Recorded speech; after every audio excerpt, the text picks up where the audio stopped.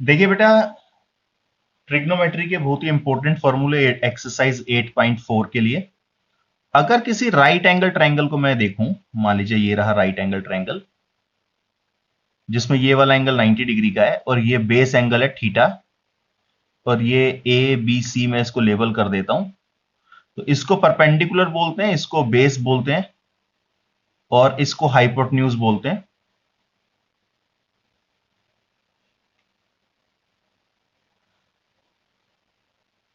सबसे पहला formula, sine square theta plus cos square theta, ये 1 के इक्वल होता है।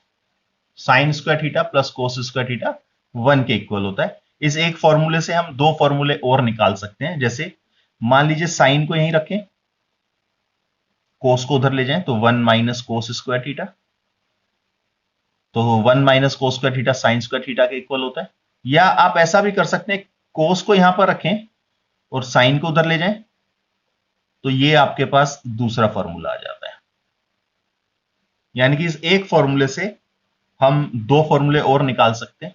इसी तरीके से और भी फॉर्मूले हैं। यहां पर फिलहाल मैं इस वाले फॉर्मूले का प्रूफ आपको समझा देता हूं, ताकि आप समझ जाएं कि बाकी सभी फॉर्मूले भी इसी तरीके से प्रूव किए जा सकते हैं।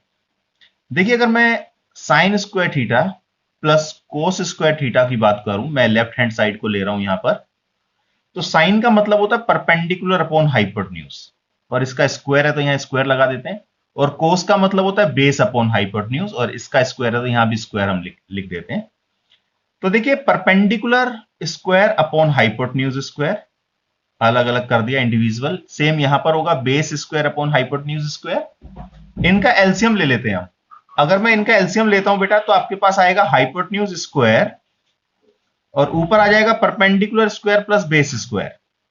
अब देखिए, आप सभी जानते हैं पाइथागोरस थ्योरम के हिसाब से हाइपोटेन्यूज स्क्वायर इक्वल होता है perpendicular square plus base square.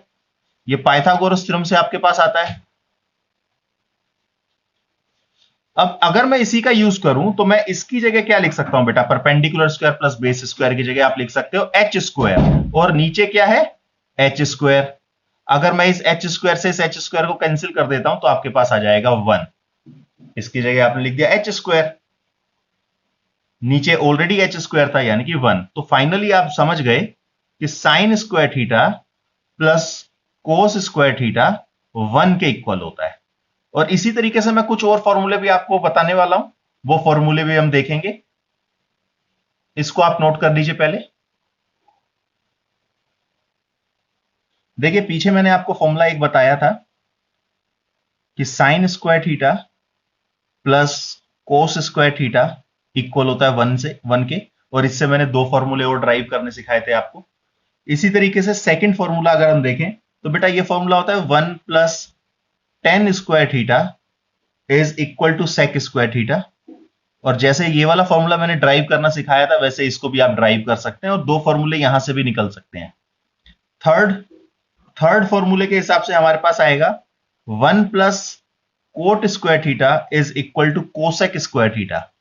और सेम इसका डेरिवेशन भी हम कर सकते हैं, जैसे हमने फर्स्ट को ड्राइव किया था, वैसे ही कोट की वैल्यू पुट करके कोसेक लेकर आ सकते हैं। और साथ ही साथ यहां से भी आप दो फॉर्मूले और ड्राइव कर सकते हैं। एक बार कोट को उधर ले जाइए, तो 1 is equal to cosec square theta minus cot square theta हो जाएगा। और एक बार कोट को उधर ना ले जाकर 1 को उधर ले जाइए, तो cot square theta equal to cosec square theta minus 1 हो जाएगा। यानी कि दो फॉर्मूले और यहां से हम ड्रॉ कर सकते हैं। और आगे चलते हैं। फोर्थ फॉर्मूला, जो टेन थीटा होता है बेटा, वो sine theta upon cos theta के इक्वल होता है, और जो कोट थीटा होता है वो cos theta upon sine theta के इक्वल होता है। यानी कि ये दोनों एक दूसरे के रेसिप्रोकल हैं। तो आपके पास आ जाएगा tan theta is equal to 1 upon cot theta. और अगर मैं इसको क्रॉस मल्टीप्लाई कर दूं, तो आप इसको इस तरीके से भी लिख सकते हैं। क्या लिख सकते हैं? आप लिख सकते हैं tan theta multiply cot theta is equal to 1। तो ये एक नया फॉर्मूला भी यहां से आ सकता है। नेक्स्ट, जो साइन थीटा होता है बेटा, वो 1 अपॉन कोसेक थीटा के इक्वल होता है। आप इसको ऐसा भी लिख सकते हैं कि cosec theta equal to 1 upon sine theta, या फिर sine theta multiply cosec theta equal to 1।